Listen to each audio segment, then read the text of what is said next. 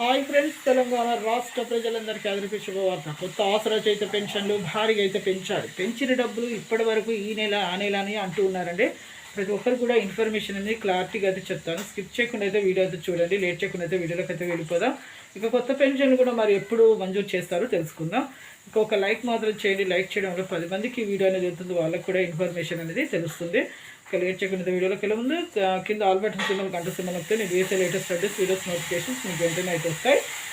పాత వారికైనా సరే అండి, కొత్త వారికైనా సరే ప్రతి ఒక్కరు కూడా వృద్ధులకు, వితంతులకు, ఒంటరి మళ్ళీ 4,000, వికలాంగులకు 6,000, హెచ్ఐడిడి, చేనేత మొత్తం కార్మికులకు 4,000 అండి. డయాలసిస్ వారికి కూడా 4,000 అండి.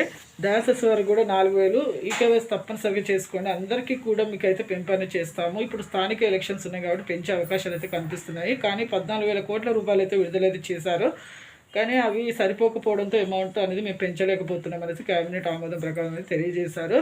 కానీ మరొక రోజు అయితే ఖచ్చితంగా అయితే పెంచే అవకాశాలు అయితే కనిపిస్తున్నాయండి. అలాగే మీకు ప్రతి ఒక్కరికి కూడా ఇప్పుడు ఈ 14,000 కోట్ల రూపాయలు సరిపోతుంది కాబట్టి మేము పెంచే అవకాశాలు కనిపిస్తలేవు అంటున్నారు. కానీ ఖచ్చితంగా అయితే పెంచుతాము అనేసి అంటున్నారు.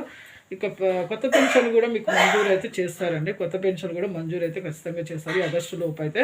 ఇప్పుడు చాలామందికి అయితే తనిఖీలు అయితే చేస్తున్నారండి. ఇప్పుడు కొంతమంది అది వాళ్ళకు అర్హత లేకపోయినా పెన్షన్లనే తీసుకుంటున్నారు కాబట్టి తనిఖీ చేసి రద్దు కూడా చేస్తున్నారు. మీరు కరెక్ట్గా మీరు పెట్టుకోండి అప్లికేషన్స్ అయితే.